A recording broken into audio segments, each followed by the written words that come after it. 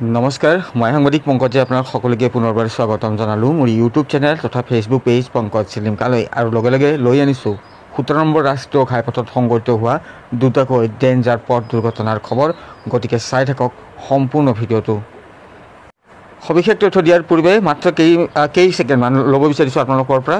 বকত অনুষ্ঠিত কৰা হৈছে এক বৃহৎ উপহাৰ কুপন খেলৰ, য'ত 100 টকাৰ বিনিময়তে আপোনালোকে লাভ কৰাৰ সুযোগ পাব জেচিবি, বাছ, ডাম্পাৰ সমান্তৰালকৈ আছে কেইবাখনো লাখ লাখ টকীয়া মূল্যৰ সৰু চাৰিচকীয়া বাহন। অহা 22 জুনত অনুষ্ঠিত হ'ব খেলখন। এই খেলৰ যদি আপোনালোকে টিকট ক্ৰয় কৰিব বিচাৰে তেন্তে স্ক্ৰীণত যিটো নাম্বাৰ আপোনালোকে প্ৰত্যক্ষ কৰি আছে এই মুহূৰ্তত, সেই নাম্বাৰটোত আপোনালোকে মোক মেছেজ দিয়ক। সেই নাম্বাৰটো মোৰ হয়। আপোনালোকৰ নাম, জিলাৰ নাম আৰু টিকটৰ সংখ্যাটো লিখি ফোন কৰাৰ পৰিৱৰ্তে আপোনালোকে মোক হোৱাটছএপত মেছেজ দিয়ক। তাৰপিছতে আপোনালোকে টিকেট ক্ৰয় কৰিব পাৰিব। টিকেটৰ মূল্য মাত্ৰ 100 টকা। তো এতিয়া আহিছোঁ দুটাকৈ ডেঞ্জাৰ পথ দুৰ্ঘটনা সংঘটিত হ'ল 17 নম্বৰ ৰাষ্ট্ৰীয় ঘাইপথত। এটা পথ দুৰ্ঘটনা সংঘটিত হৈছে গোৱালপাৰা জিলাৰ ধূপধাৰাৰ মাজমজিয়াত, আনটো পথ দুৰ্ঘটনা সংঘটিত হৈছে বকুৱাৰী থানাৰ অন্তৰ্গত শালনীবাৰীত। এই ভয়াৱহ দুটা পথ দুৰ্ঘটনাত এজন লোক থিতাতে নিহত হোৱাৰ বিপৰীতে আন এজন লোক গুৰুতৰভাৱে আঘাতপ্ৰাপ্ত হৈছে। তো স্ক্ৰীণত আপোনালোকে যি দৃশ্যাংশ এই মুহূৰ্তত প্ৰত্যক্ষ কৰি আছে, এয়া হৈছে ধূপধাৰাৰ দৃশ্যাংশ। গোৱালপাৰা জিলাৰ ধূপধাৰাৰ মাজমজিয়াতে 17 নম্বৰ ৰাষ্ট্ৰীয় ঘাইপথত সংঘটিত এই পথ দুৰ্ঘটনাটি ৰাতিপুৱাৰ ভাগতে সংঘটিত হোৱা এই পথ দুৰ্ঘটনাটি দুখনকৈ মাটি কঢ়িয়াই নি থকা ঠেলাক প্ৰচণ্ডজোৰে খুন্দা মাৰে এইখন বাহনখনে। স্ক্ৰীণত আপোনালোকে প্ৰত্যক্ষ কৰি আছে। আৰু এই বাহনখনৰ খুন্দাত বিধ্বস্ত হৈ পৰিছে দুয়োখন ঠেলা, যাৰ পৰিপ্ৰেক্ষিতত কহিনুৰ আলী বুলি এজন লোক গুৰুতৰভাৱে আঘাতপ্ৰাপ্ত হৈছে এই পথ দুৰ্ঘটনাৰ পৰিপ্ৰেক্ষিতত। পুনৰবাৰ জনাইছোঁ, কহিনুৰ আলী নামৰ লোকজন গুৰুতৰভাৱে আঘাতপ্ৰাপ্ত হৈছে। আৰু যিখন বাহন আপোনালোকে স্ক্ৰীণত প্ৰত্যক্ষ কৰিছে, সেই বাহনখনৰ নম্বৰ AS25DC 8343। আৰু ৰাতিপুৱাৰ ভাগত বাহনখনে শাক পাচলি কঢ়িয়াই গুৱাহাটী অভিমুখে গৈ আছিল। গোৱালপাৰা দিশৰ পৰা গুৱাহাটী অভিমুখে গৈ থকা সময়তে এই পথ দুৰ্ঘটনাটি সংঘটিত হয়। আৰু চাওক, এটা কথা উল্লেখ কৰিব লাগিব যে কি ধৰণৰ উৎপাত আচলতে বাঢ়িছে একাংশ চালকৰ।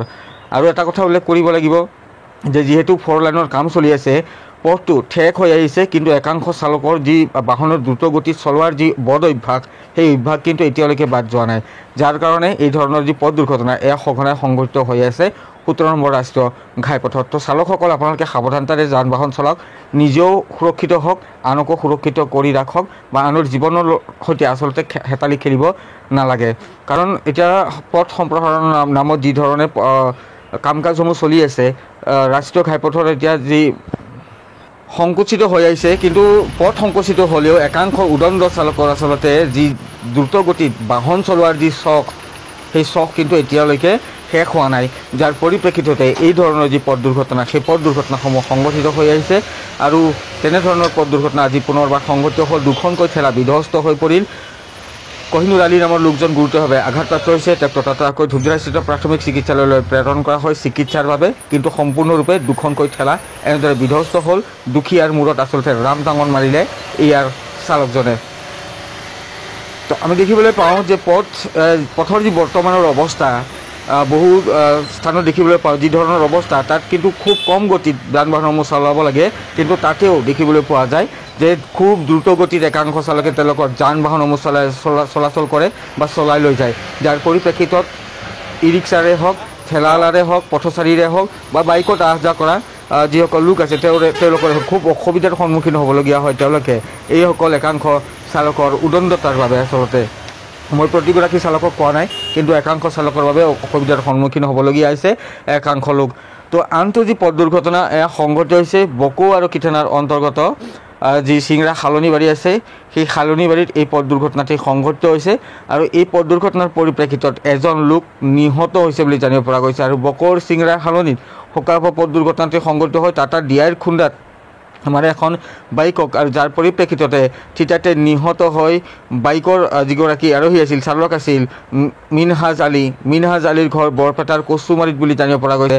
আৰু দুৰ্ঘটনা সংঘটিত কৰি টাটা ডিআইখন পলায়ন কৰে। দুৰ্ঘটনাত পতিত বাইকখনৰ নম্বৰ AS25J7705।